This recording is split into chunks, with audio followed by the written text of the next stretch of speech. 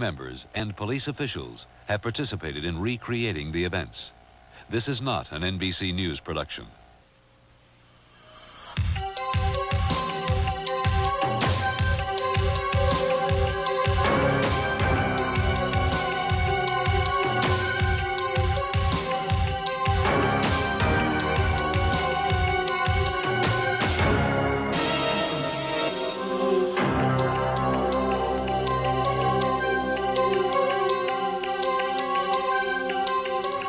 Good evening. Through the years, I've been associated with many fictional mysteries. However, tonight we will see 4 mysteries which are true and still unsolved. They've affected the lives of many people, people like you and me. But these people have found themselves swept up in a vortex of the most extraordinary and mysterious circumstance. In 1981, Roger Wheeler Sr. was gunned down in the parking lot of a Tulsa, Oklahoma country club. His killers have never been found. The people who did this murder, who murdered my father, obviously do not want this solved. When she was 45, Pat Mielbach learned she was adopted. She now believes she is an heir of auto magnate John Dodge and is being denied a multi-million-dollar estate. I don't ever believe this will ever be resolved because I think there's too much big money in back of it to begin with. Last summer, Ray Deering and his family were taken hostage by 2 notorious bank robbers. I've talked to the FBI since then, and the FBI has said that these 2 individuals are the most cunning, most elusive, and most dangerous men in America. In 1982, a Chevy Blazer belonging to Donald Kemp was found abandoned on a remote Wyoming highway. My son was murdered. I definitely believe this. To tell these stories, we have recreated the actual events in precise detail, and wherever possible, people play themselves. Now, all these cases won't be solved by the end of the hour, but one of you watching tonight just might be able to provide one vital clue. Join me, won't you, for an hour of unsolved mysteries.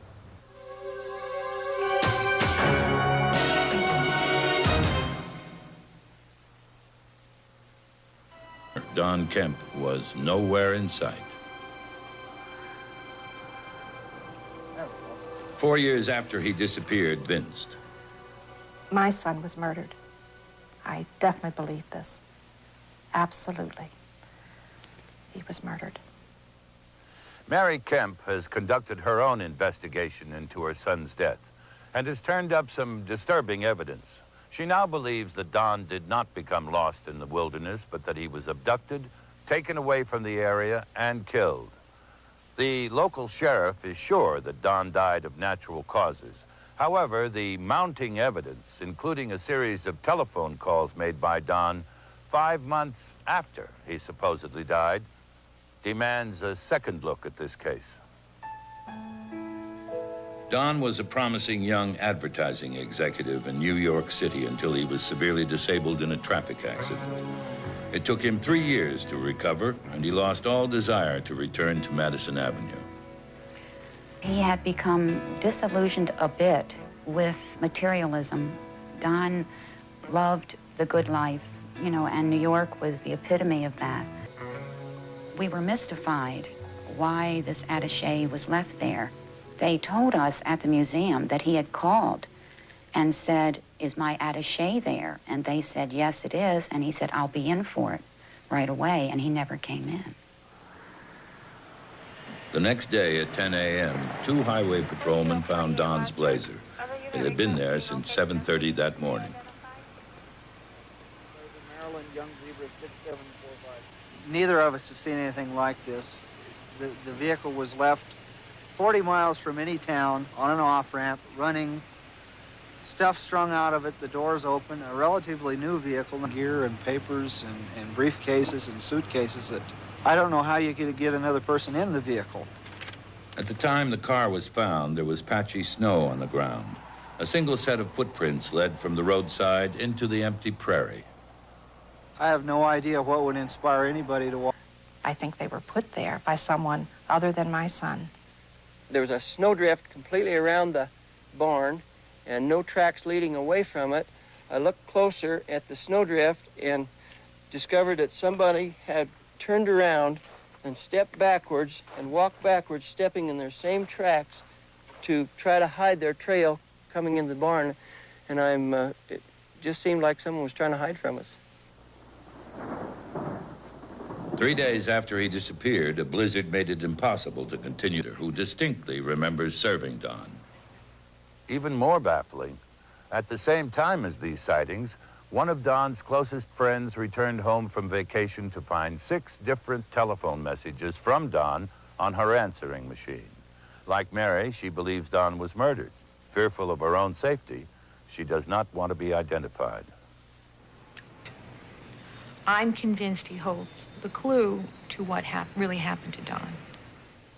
Telephone records show that the calls were made 180 miles from where Don disappeared, from a trailer in Casper, Wyoming. The young man who was renting the trailer at the time claimed that the phone company had made a mistake. He told us in all occasions and all interviews that he had no knowledge of the phone calls and that he had not made the phone calls. I had an occasion to show him to Casper to conduct her own investigation. What we saw on that phone bill, I don't know, but I think I deserve an answer. other than these phone calls, and I don't have an explanation for it, nor did he. Who made the phone calls? That's the big question. Who it was had to have been my son. Something happened to Don Kemp in the vast Wyoming prairie. Sheriff Ogburn thinks he died in a blizzard, but can't explain the phone calls. Mary believes Don was abducted and taken to Casper. But then why was his body found just 3 miles from his abandoned blazer? I hope this story will bring somebody who can tell me exactly what happened to my son. Because I know there are people who know what happened to my son. I know this.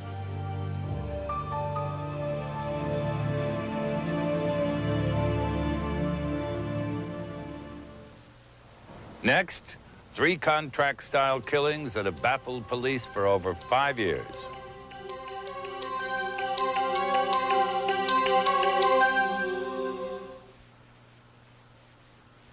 This program is about unsolved mysteries. Whenever possible, the actual family members and police officials have participated in recreating the events. This is not an NBC News production. May 27, 1981, an exclusive country club in Tulsa, Oklahoma, is shattered by the murder of one of its members, multi-millionaire Roger Wheeler Sr. May 11, 1982, 2 men are gunned down in the gritty waterfront district of Boston. One is reputed crime figure Brian Halloran. August 3, 1982, Miami International Airport. Police checked the trunk of a suspicious Cadillac. Inside is the body of a Boston businessman, John Callahan. 3 murders, unrelated seemingly. 3 murders in 3 cities thousands of miles apart. 5 years later, they are still unsolved. But some authorities are convinced that the killings are connected. According to the local police, the link may be the gambling sport of jai-alai. Jai-alai is big business. It is a fast-paced game with a high profit potential that would attract a daring investor like Roger Wheeler Sr. In Tulsa, Wheeler was called the millionaire with the Midas touch. He had holdings in electronics, oil, ranching, and magnesium.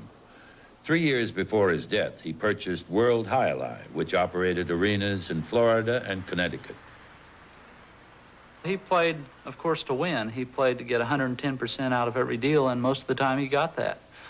He was a self-made millionaire. He didn't start with anything. He always would compare business and life to a monopoly game, you know. He says money's not everything, but it's the best way to keep score.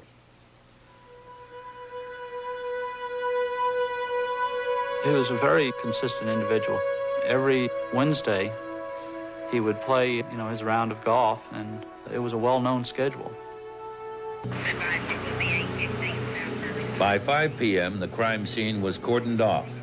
Witnesses said the assailant concealed his handgun in a towel and paper bag as he calmly walked across the parking lot. There was nothing at the scene that gave us an indication that somebody was trying to take property from Mr. Wheeler. Hate, revenge, something of a personal nature. We're past that now. We think we're on the right track, and our investigation is focused on a contract hit. During the crime scene investigation, the detectives were puzzled to find 4 unspent bullets from the killer's gun near Wheeler's body. They may have been left behind as a signature or a warning from Wheeler's killers. We think the suspects were there acting for someone else. We think that there are other people involved up the ladder from them. Both suspects are white males. The triggerman is 40 to 45 years old, 6 feet tall with a very large build, graying hair and a salt and pepper beard. The driver also had a graying beard. He was darkly tanned and had salt and pepper colored hair. I feel the people that murdered my father are obviously very intelligent. They're very cunning. They're very calculating. The one thing that they cannot stand is publicity. They cannot stand the pressure of people knowing who they are and what they are, and the thought that somebody might talk. A year later, a second gangland-style murder took place in Boston. The target was Brian Halloran, a reported underworld figure. Halloran allegedly told the FBI that he had been offered the contract on Roger Wheeler, but turned it down. The man he claimed ordered the hit was John Callahan. Callahan had been president of World High Lie before it was purchased by Wheeler, but was forced to resign because of reported links to organized crime. Callahan indicated that he was going to lose a lot of money if Wheeler wasn't eliminated, implying that he still had some connection, truthful information that was in line with the way Mr. Wheeler was killed. It's too big of a coincidence to lay it off as only a coincidence. We feel that the two are definitely connected.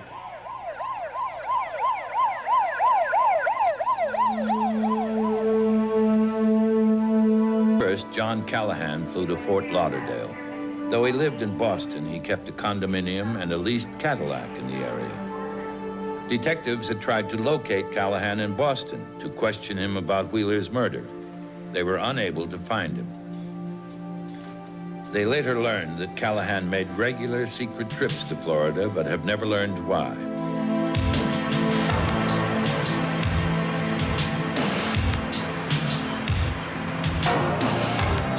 Eight hours after he arrived, Callahan's car was parked at the Miami airport. 3 days later, a foul... It's very easy for these people to commit murder and get away with it. They know every step of the way what they're going to do, how they're going to do it. It gets to a point that it just becomes second nature to them. They do it. It appeared like Callahan did know the people that he was dealing with on the night of his death. It is our belief that all 3 homicides are connected. The homicide of Mr. Wheeler in Tulsa, the homicide of Mr. Halloran in Boston. Information, evidence that linked the 3 together. John Callahan resigned as president of World High Lie in 1976 because of his supposed association with known underworld figures. When Wheeler purchased the company 2 years later, he received a letter warning him. If you knew what was going on behind the scenes, you would not be involved. If I were you, I would get out quick. Wheeler ignored the warning and purchased World High Lie for $50 million. He soon became concerned his company was not making enough money to meet its bank payments. While they refused to be interviewed, officials at World High Lie have repeatedly denied any link to the Wheeler murder. Recently, in the settlement of a lawsuit filed by World High Lie, law enforcement authorities admitted they had no hard evidence to support any claim of wrongdoing by the company or its employees. The police in Tulsa feel that a man named John Vincent Martirano may have information helpful to the investigation. He's a 46-year-old white male, 5'11", 230 pounds. He's wanted for the crime of sports tampering on a warrant issued from the Boston office of the FBI. The warrant's been outstanding since 1979. We seriously doubt at this point, unless people open up to us and are willing to talk to us, that we're going to get any further with it or solve it. We're talking about dealing with people who aren't going to tell you a whole lot, whether they're directly or indirectly involved. Afraid that should they say the least little thing, then they're going to be the next person found in a back alley somewhere. When my father was shot, one of his friends said that this type of murder is never solved.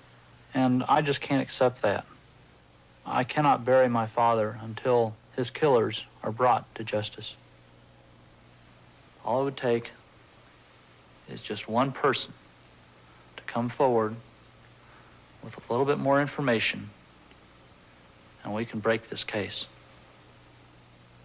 Last winter, David offered a reward of $100,000 for information leading to the conviction of his father's killer. If you have this information, contact the police department in Tulsa, Boston, or Dade County, Florida, or the FBI. In a moment, we'll meet a 72-year-old Detroit woman who may be heir to a multi-million-dollar estate.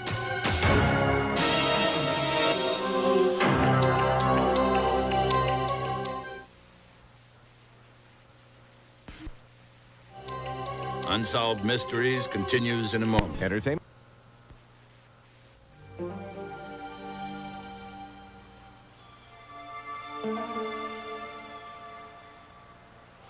"72-year-old Pat Mielbach has lived modestly in Detroit, Michigan all her life.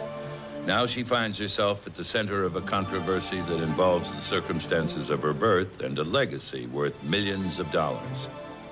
Pat's mystery begins with a childhood memory of a strange visit to an elegant mansion.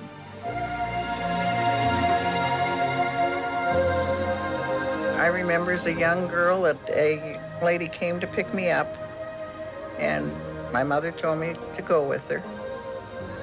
And she took me to a very beautiful home. We went up the great big staircase. She took me to the bedroom, and there was a lady in the bed. I don't even remember what she said to me, really, but I remember the room. It was so beautiful. It was in pink and gold, and it was just a gorgeous room. And when I went home, I even made drapes out of crepe paper and tried to fix my bedroom up in the pink and so it would be fancy, you know.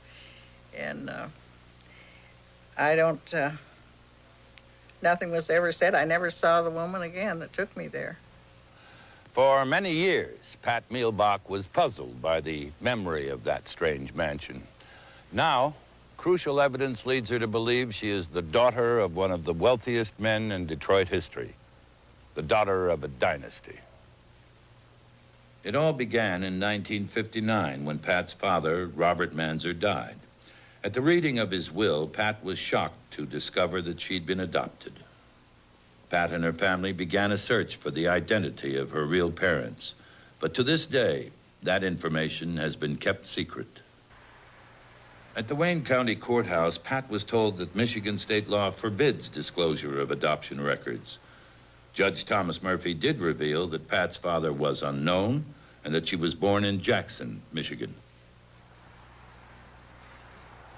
When Pat contacted the county adoption agency, the records there indicated that she was born in Detroit, not in Jackson, as Judge Murphy had said, and that her parents were not unknown. They were unmarried teenagers. I just couldn't believe what I was hearing, because if they'd have both matched, I'd have forgotten the whole thing. But when they have two different records on one person, there's something wrong. It's important to me for my children to know. And it's important that people are keeping it from me, and I don't see the reason for that. At a Christmas party in 1982, Pat's daughter Brenda made a startling discovery. A friend showed her a biography of John Dodge, the wealthy Detroit automobile maker. Upon coming to these pictures of John and Horace Dodge, I felt hollow and had a chilled sensation. I could see my brother's face and my mother's radiating from the page. And it was as if I was in a time warp.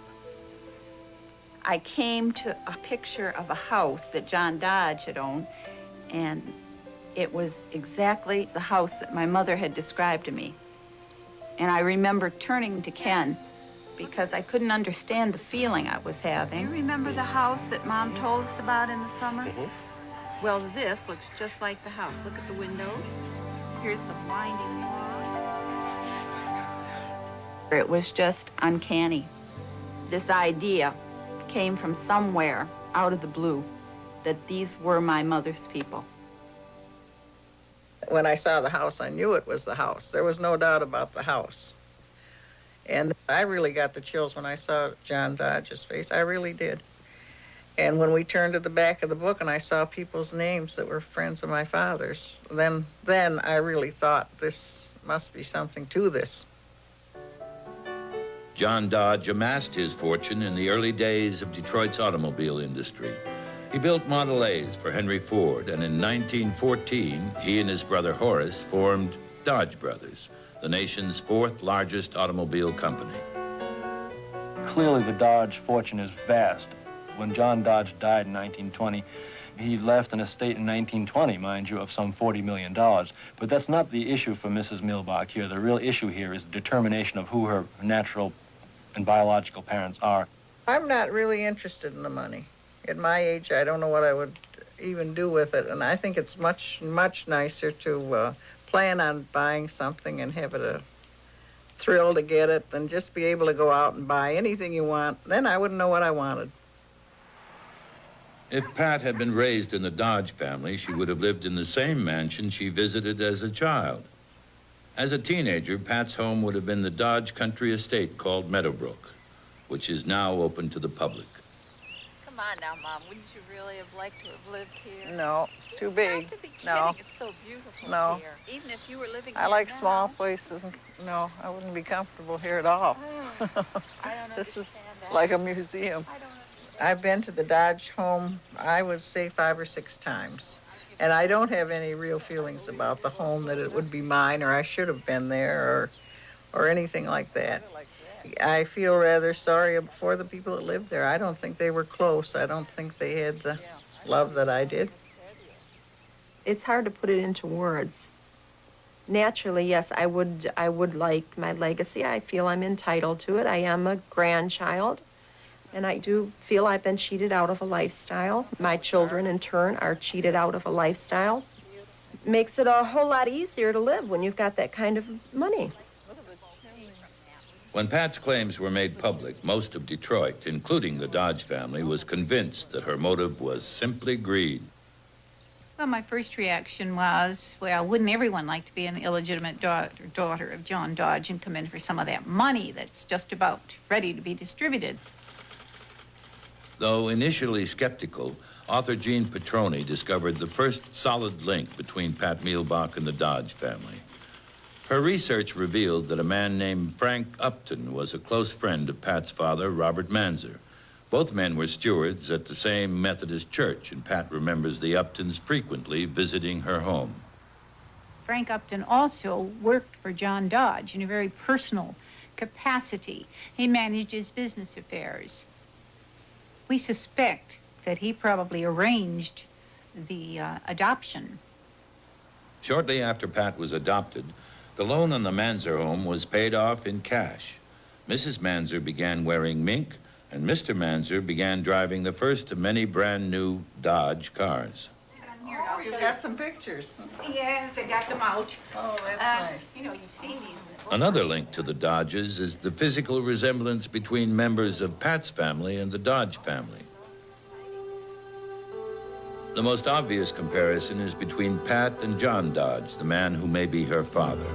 But the similarities span 3 generations. Pat feels her son, William, bears a striking resemblance to Horace Dodge Jr., and that her daughter Sharon, shown here as a teenager, could have been the twin of John Dodge's granddaughter, Frederica. Pat and John Dodge's daughter Frances were born the same month, November 1914. There is some speculation that they are twins. In 1982, Pat requested a copy of her birth certificate. By accident, the state of Michigan sent her the birth certificate of Frances Dodge. The original birth certificate indicates that she was the first in order of birth of a quote-unquote other. And that was signed by her doctor back then. And so that certainly leads a reasonable person to conclude that she was the first to be born, and there was a second that was born immediately thereafter. Several witnesses brought to us information that allowed us to conclude that it was a common rumor around the Dodge brothers' shop that, that John F. Dodge had Siamese twins and that he kept one and gave one away. 74-year-old Mabel Burgett is one of several people who have come forward with information corroborating the Siamese twin theory. Her father-in-law was a hunting and fishing companion of John Dodge. In 1930, Mabel's mother-in-law revealed what she was told about the Dodge children. She said John Dodge had Siamese twin girls. They had been separated, and that he had the one, but she did not know what had happened to the other. And she said it was hush-hush, very hush-hush. No one knows about it. It was kept quiet. And I wanted to know why. She said because sometimes they have brain damage. It could have died. It would be a disgrace in a wealthy family to have this known. The Siamese twin theory was met with widespread disbelief, but Pat bears unusual scars on her head and neck that might be the result of a Siamese twin separation. As the controversy grew, a pediatric surgeon examined Pat's scars. The doctor's report said it was unlikely that she was a Siamese twin, but the age of the scars made it impossible to determine their exact origin. In 1984, Pat returned to the same courthouse where her 20-year search had begun. She petitioned the court to delay distribution of the Dodge estate and to review her adoption records. Both requests were denied.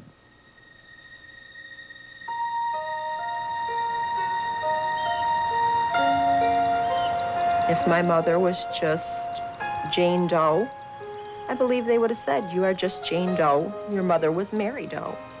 But being it was John Dodge, left $40-odd million, they can do a whole lot of talking, that kind of money. Only time will tell if Pat and her daughters will ultimately find satisfaction in the courts. Even if Pat's records are opened, there is the possibility that they may not reveal the whole story. The truth may be forever buried with the Dodges. With all the things that have come up, I'm sure I'm a Dodge. I'm not sure it'll ever be proven, but I'm sure I am just by what I know. I think it would only take 5 minutes for some judge or lawyers or whatever to look at the papers and just tell us one way or another.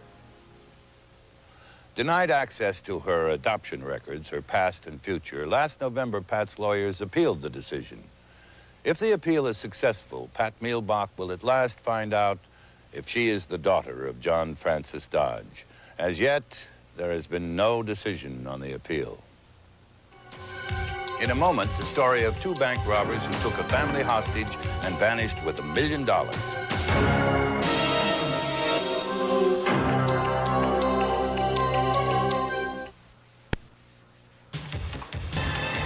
Joseph Dougherty and Terry Lee Connor are suspected of hitting 4 banks in the last 18 months for a total of over $1 million. They are reportedly armed with dynamite, grenades, and submachine guns, and at various times have taken 27 people hostage. Not surprisingly, Connor and Dougherty were placed on the FBI's 10 most wanted list, a list of the most dangerous and elusive fugitives in America. You may have seen these faces on your own post office wall, but like most of us, paid little attention. Yet each one represents its own intriguing, unsolved mystery. Come on the radio, and he said, make sure, guys, that you pick up leg chains from the institution. If you don't have any, you're dealing with 2 dangerous characters. Connor and Dougherty left the interstate highway and stopped at an isolated pasture. where there would be no witnesses. The deputies were, I'm sure, very scared. Anybody would have been in that situation. You've got 2 known bank robbers with .357 powered. Stunned, Ray had to take Connor to his bedroom where his wife, Ronnie, was recovering from minor surgery. When I saw the gun, I was very frightened. Sit right over there. When 2 strange men come into your home like that, and you don't know who they are, you don't know what their business is, what they're about, you immediately have this fear. You don't know what they're going to do.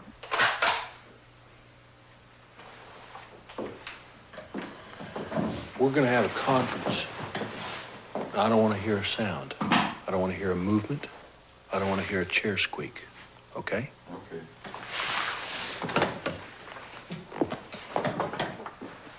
Every half hour or hour, they'd have a little meeting by our front door here, and they'd whisper instructions back and forth. In one of these little meetings, they went out there and they left a submachine gun right under the table. I saw it. I know Tom saw it. I know Ronnie saw it. And I thought, well, you know, it's crazy anyway. Why risk my family?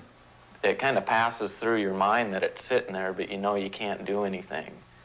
After about 5 minutes, they came back in the room, and Doherty said, I hope you know it's on safety. That was just a test.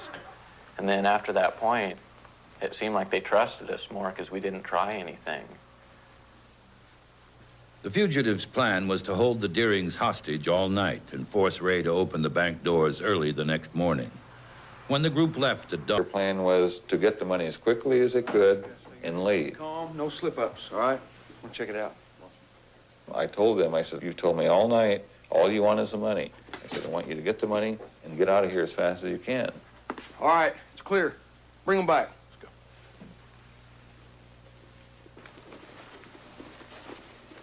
go. I knew they weren't going to harm me. trickled in early. Please be calm. Ray was taken to the front to intercept The them. bank's being robbed. Oh, my God. I'd like your teller's keys, please. The real fear I had was fear for my family and for the bank employees. My biggest concern during this whole time in the bank was that they separated us. I had no idea what was going on with my family. We were concerned after it was all over and done with what they would do with anybody or if they would take any hostages. Feeling was total relief, and I put my arms around the family and the employees and broke up. Several weeks after the filming of this program, Terry Lee Connor was arrested. The FBI and U.S. Marshals learned that Connor and Doherty were in Arlington Heights the next morning when he left his room. 2 weeks later, Connor's partner, Joe Doherty, was arrested at a laundromat in Antioch, California. Since its inception in 1950, 407 fugitives have been placed on the FBI's 10 most wanted list. To date, 380, over 90%, have been captured. 1/3 is a result of tips from observant citizens. Here are the names and faces of the other fugitives on the 10 most wanted list. Watch closely. You may be able to help solve a mystery. Leo Curry, Donald Webb, Victor Garena, Claude Dallas, James Dice, Danny Weeks, Thomas Harrelson, Robert Litchfield. If you have information regarding any of these fugitives, contact your local office of the FBI. And remember, they may be armed. They are extremely dangerous. Tonight, we've introduced you to 4 mysteries. 4 stories so far without endings. For each story, there is someone somewhere who knows the truth. Perhaps you. Perhaps you were watching. Perhaps you can help someone trapped in a story without an end.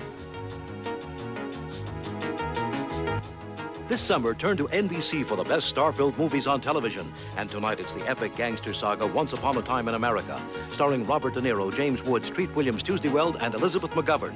The pursuit of the American dream begins next in Once Upon a Time in America. I'm Brian Gumble. This week on Today, on the road with Billy Joel and the Soviet Union. I'm Jane Pauley, also Goldie Hawn, Kurt Russell, Ann Ranking, and Carrie Fisher. This week on Today.